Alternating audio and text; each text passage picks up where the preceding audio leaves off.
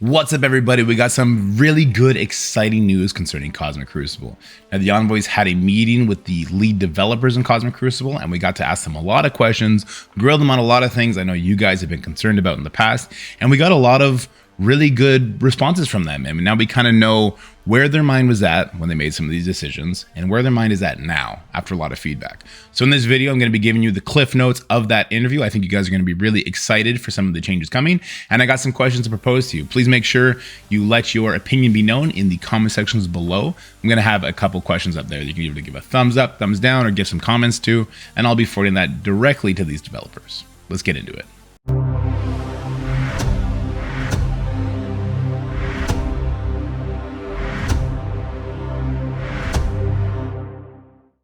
So I think the most important thing to know before we get into this is what they were thinking with this current season, because I know a lot of us really dislike the cookie cutter nature of this season, the length of this season, and of course, how that whole conveyor belt thing was happening, where they just kind of moved everything down from the prior season down 2 stages, and they only introduced 2 new stages. So what were they thinking when they did that?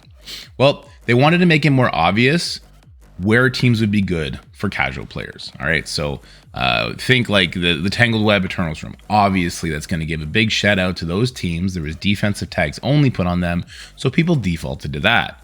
Think the Rebirth room, people defaulted to that. Hero Mutants, people defaulted to Unlimited. So you kind of get where I'm going with this. And of course, the Wakandan room, right? So that's 4 of our stages, though. It was way too much. They wanted it to be easier for the casual player, and I totally get that. Because you guys and me and all the people on Twitch, we are what you would call hyper engaged players. So theory crafting for us is really fun, and it's really, really important.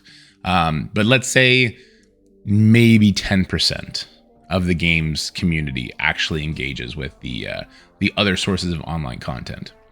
And so then the 90% would kind of be lost, and then they would never be able to grow up in leagues. Now I have thoughts on why or how they could fix that, and selfishly it's to promote your envoys more, right? Get the socials out there, get people engaged with your content creators so that they can see what other people are doing and have more fun and start getting just more involved with the community. But that's where they were at, and they wanted, not waned, they wanted Crucible teams to retain value for a longer time.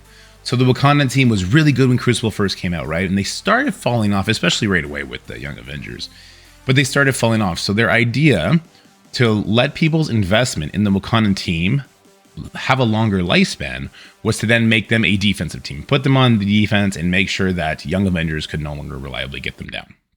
And I mean, they successfully did that, but they did it in such a way that, you know, Darkhold started beating it, and then they gated Darkhold from it because they wanted you to use Masters of Evil against it. And I think I know why they did that. That'll be on the last slide.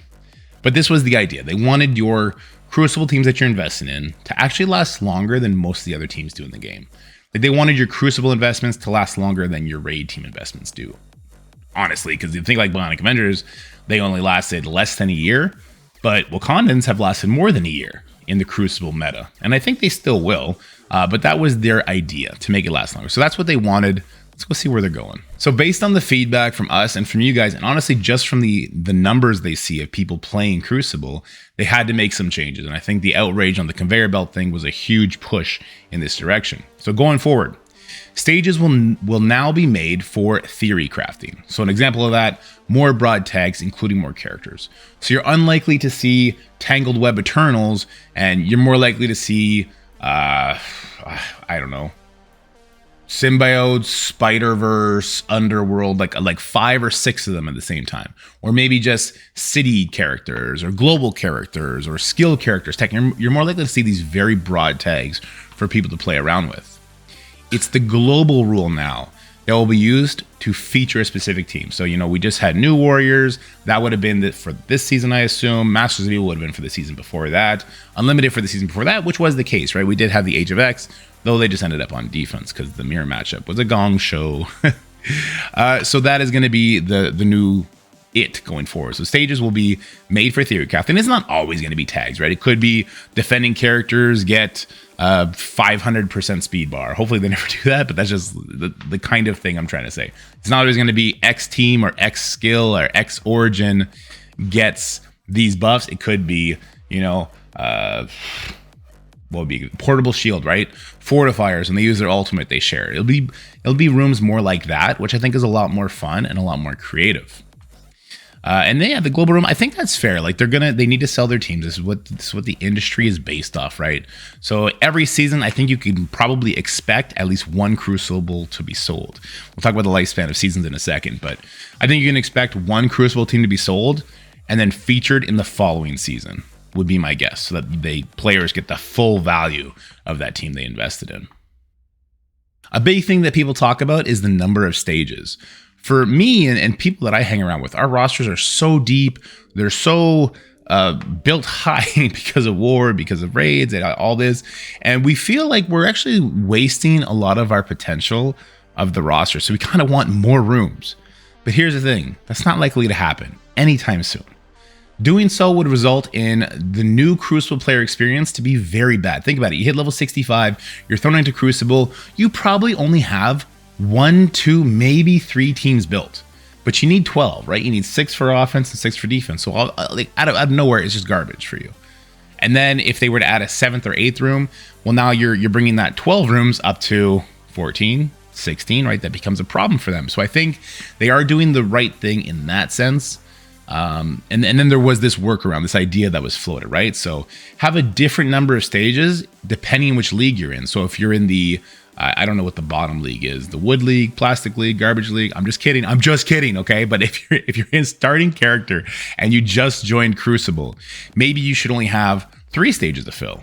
And then when you grow up one league, then 4, then 5, then 6. And then it kind of stays at 6. Maybe when you get to Masters, Grandmasters, it jumps up to 7, maybe even 8, so that you really have to have your roster develop and you really have to kind of min-max how you're using your teams. And I think that'd be very exciting. However, it just is too difficult in implementation into the code to do that because of the way jumping from leagues works within seasons.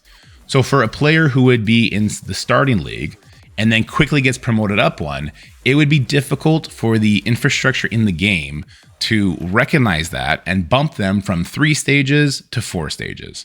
And so it's not off the table, but the amount of resources it would take for Scopely to get that done right now is that's not on the table.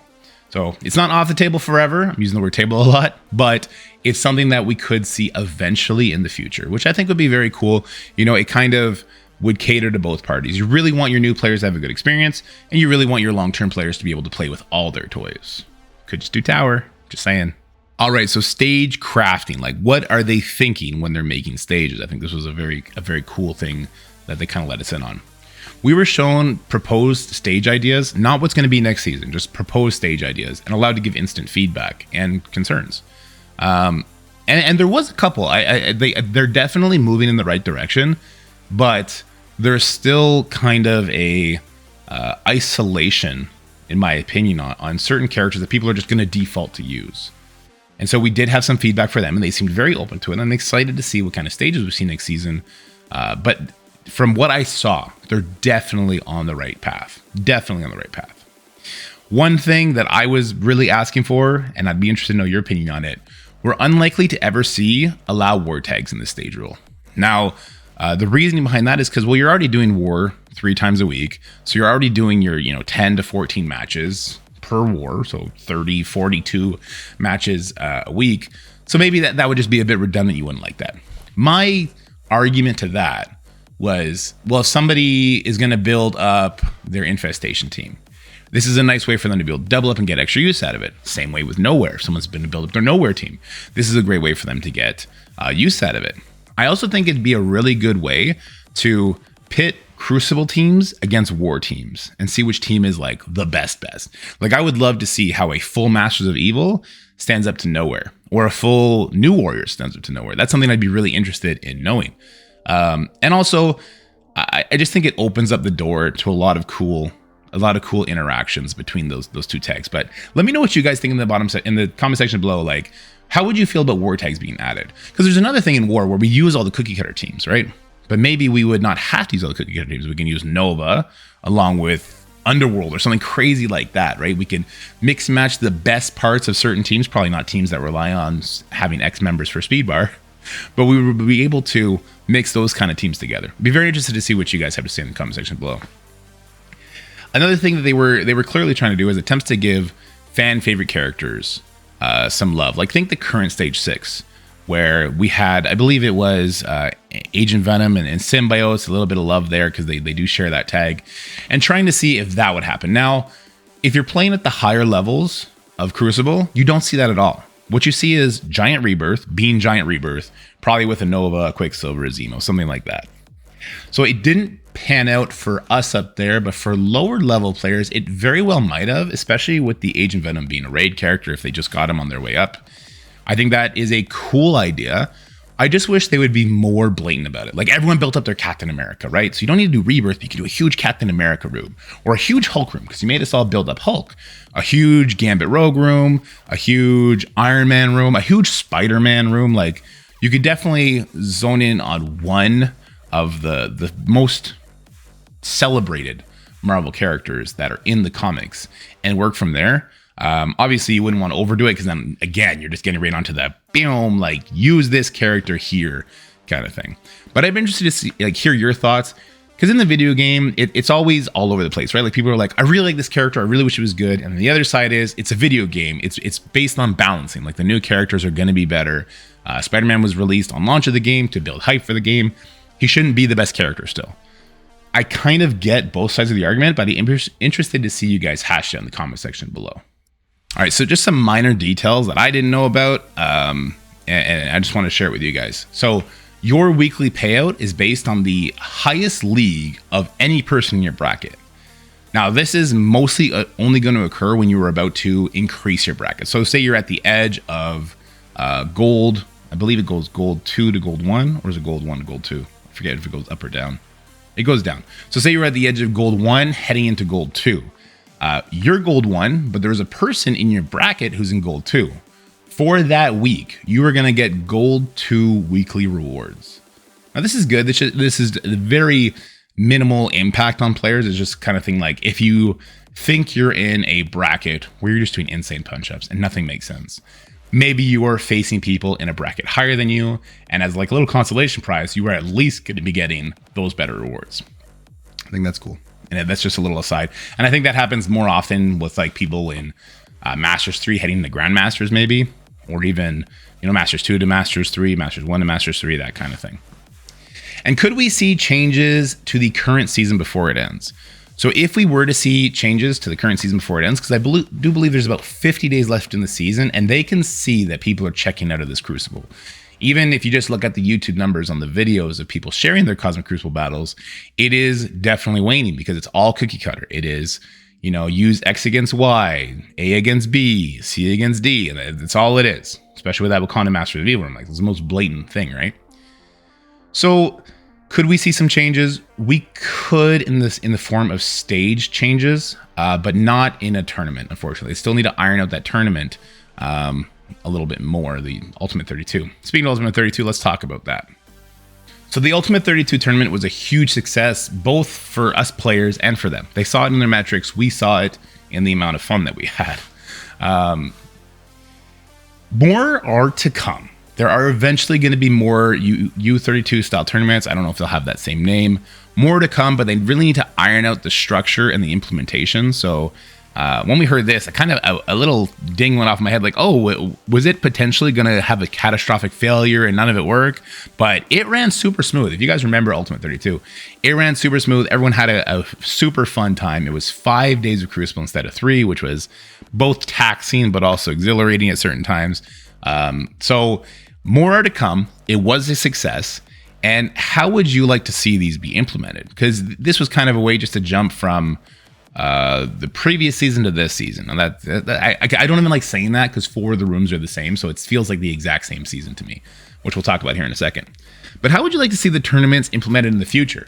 Would you like to see them used to break a season up into quarters? So say if a season is 4 months, we get an ultimate tournament every month, into thirds. So again, if it's in, I don't know, let's be exaggerative here. If it's in 6 months, every 2 months we get a tournament, or in halves. Again, if the tournament is, let's say 3 months, you break it up every month and a half. We're getting an Ultimate 32 style tournament, kind of to break up the monotony of that season, right? I'd be very interested to hear your thoughts on that in the comment section below. All right, and I think this is the hottest topic that we got to talk about, which was the lifespan of seasons. I know. The stage. No, okay. So the stage structure was obviously more important. Theory craft, and that's obviously the biggest topic. But the lifespan of seasons.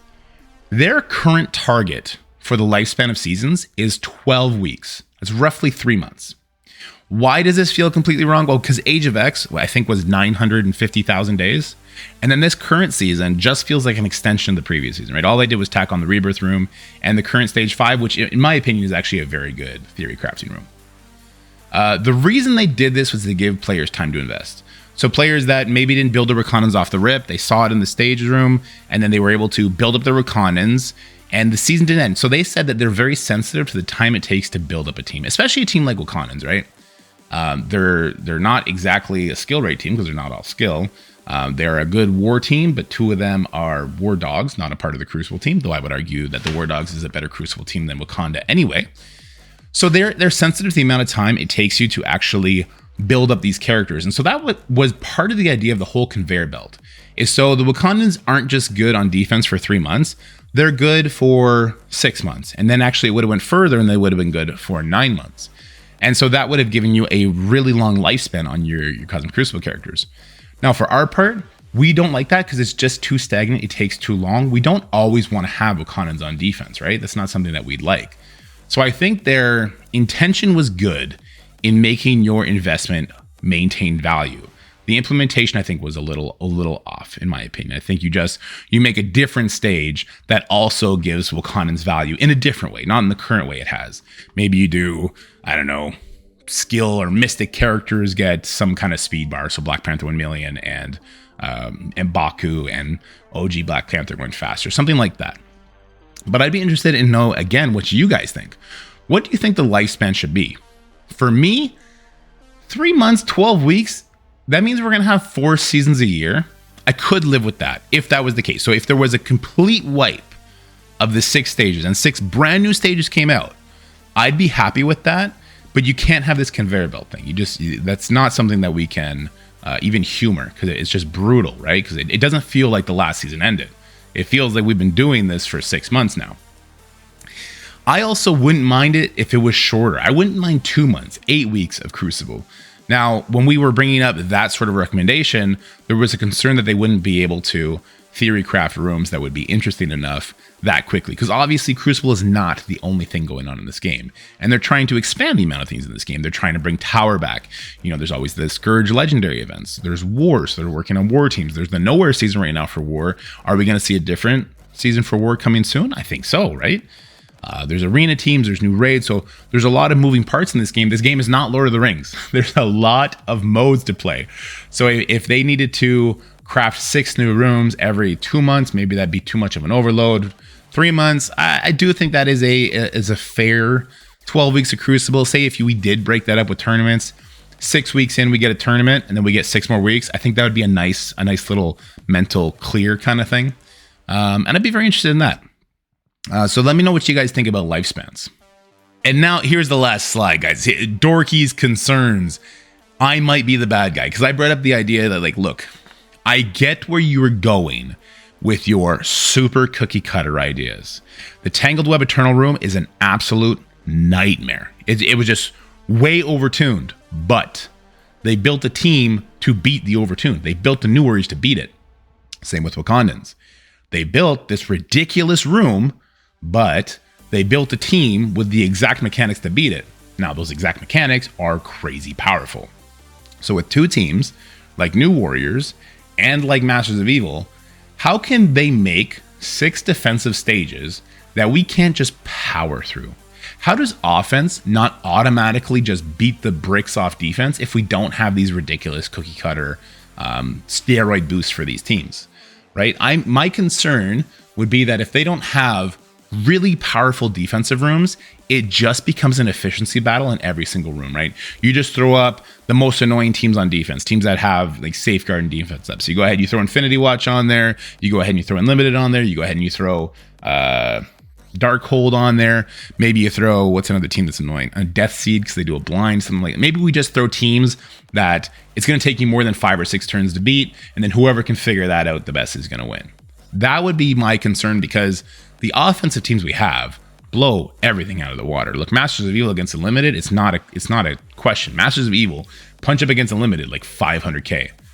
So without them getting like crossed off the counter list by having this ridiculous, it is a ridiculous Wakanda room, how do they strike that balance between offense and defense?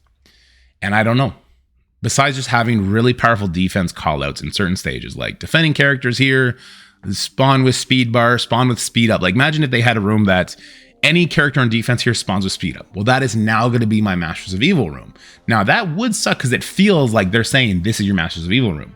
But maybe we can find a different team that can handle the speed up of whatever your opponent throws there, right? Maybe your Darkhold becomes an offensive team now because even though they get speed up, Morgan Le Fay is getting speed bar every turn they take. They have defense up on spawn as well as safeguard, so maybe that protects them. And then maybe that person overloads that room. They put Apocalypse in that room, so it takes away safeguard. That kind of thing is where my head goes to. But again, I'd be interested to know what you guys think in the comment section below. Is offense just completely trumping defense a non-factor for anybody but me? I could be the bad guy. I could be completely wrong. And if I am, let it be known in the comment sections below, and I'll share that with them, that my thoughts, my concerns that offense might just be too good was stupid. And we'll go from there. That's going to be it for this video, guys. I hope you enjoyed it. Have yourself a great, great, great day. Bye. That's it for the video, guys. I hope you enjoyed it. If you did, make sure you like, share, and subscribe. Stay happy, healthy, have fun, and I'll see you in the next one.